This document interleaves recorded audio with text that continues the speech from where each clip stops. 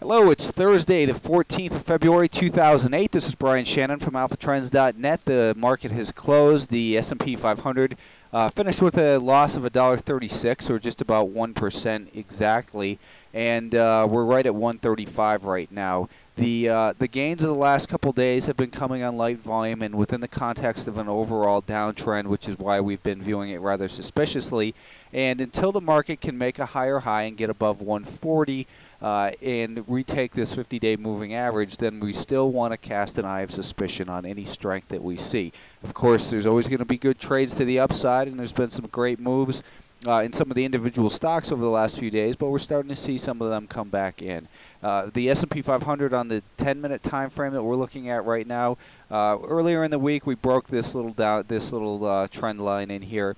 The market got above that 5-day moving average, tested it 2 days ago, and then rallied once again yesterday. We do have a rising 5-day moving average, and that's where the market has found a little bit of support here today, coincident with close to the highs from this little level of resistance as well. So 135, actually about 134.75 looks like it ought to be a pretty important level here, for tomorrow. We've got options expiration tomorrow, so who knows, how volatile it will be. Typically, the options expirations haven't been that volatile, but below the 134.75, we have this resistance that the market broke past and was tested right here, which is right at 134. So that's going to be an important level. If the market fails below that level, then it could pave the way for further downside pressure and possibly a test towards this 132 level. I don't think it's likely that that's going to happen tomorrow,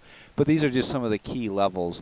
Now that we've got the shorter term moving averages kind of crossing once again, it does tell us that we want to be careful that we're starting to see signs of distribution on the shorter term time frames, which could lead to that test of first 134. And then again, if that fails, 132 is likely to be tested. And I think that the next time, if we get a test of 132, that it won't hold again. Basically, from there, you've got to be very defensive, because I think that breaking 132 will ultimately lead to at least a test of these lows, if not just a continuation of the overall weakness that we're seeing.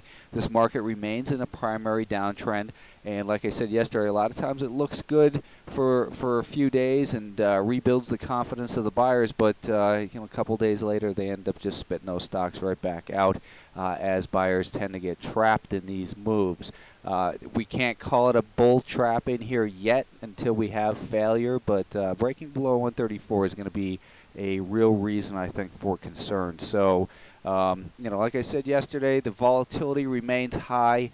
It's tough to believe in this shorter term strength when we have these longer term downtrends, and again, just generally you want to trade in the direction of the 50-day moving average. So it's going to take not just a higher high, but we're going to need to see that 50-day moving average at least flatten out before we can really have any conviction in buying for more than just these shorter term trades.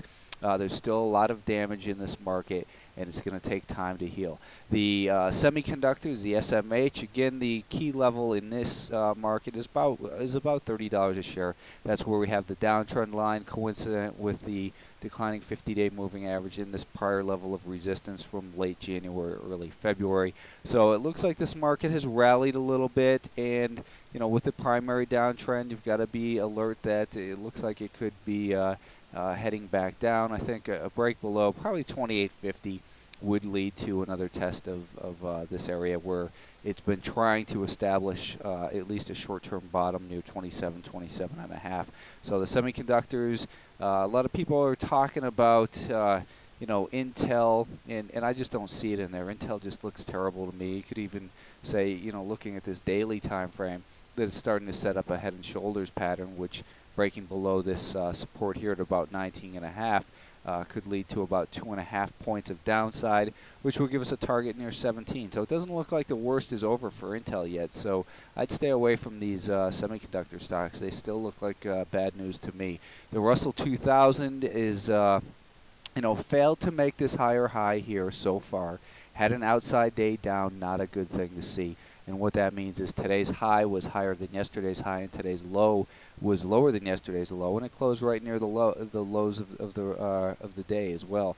And on a percentage basis, this market lost 2.3% today, which was actually the worst. And lately, it's the Russell's been acting a little bit stronger than the rest of the markets, but today looks like maybe some more aggressive profit taking in there. And again, that 73 level remains key. We've got the direction of the 50-day moving average heading lower as well. And just overall, we've got a very you've got to be very defensive in this market. The 5-day moving average is starting to flatten out. You can see that the selling pressure was pretty steady in here with pretty much all day. I don't know, I guess that was stuck on yesterday's or something else. But, it remained below the VWAP. Late day, they tried to, the buyers that is, tried to push it back up.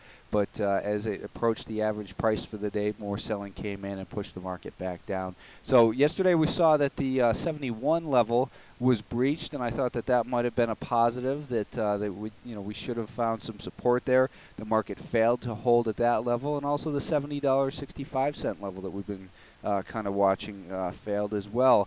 The level below that, of course, was 69.70, and it's possible we might just finish right around this 70 level tomorrow. But it looks like this little pattern of higher highs and higher lows is now broken here, and we're back to being very defensive.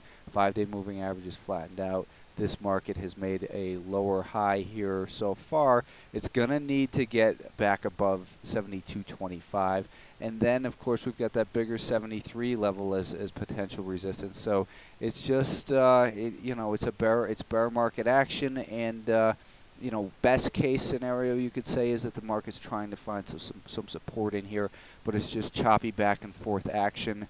And no reason to be aggressive on the buy side in here. The NASDAQ 100 finished with a loss of 81 cents, or about 1.8% today.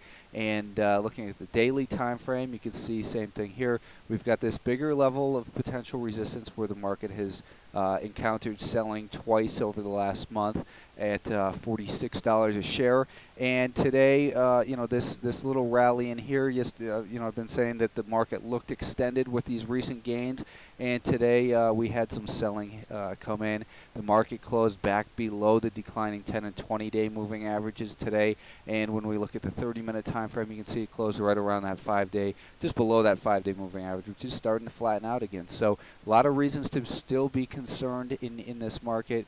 The bigger level of support is potential support that, if broken, could lead to a bigger sell-off, is this 43.50 level. So breaking below 43.50, I think you've got to be super defensive and expect that maybe we're building a maybe this is just some kind of little triangle formation that when it breaks down through it, the symmetrical triangle is known as a continuation pattern, meaning that when you see it develop and it breaks below the lower trend line, that it's going to continue in the direction of the primary trend is most likely, and you can measure a target out based on the height of this pattern, which we could take a look at one of these lines, grab it and drag it over there, and you can see it would be below $40. Again, these are not market calls that I'm trying to make. I'm just trying to make you aware of all potential scenarios, but as long as the market remains below all these declining moving averages, the burden of proof remains on the buyers. It's we're in a bear market, and you've got to expect further downside action.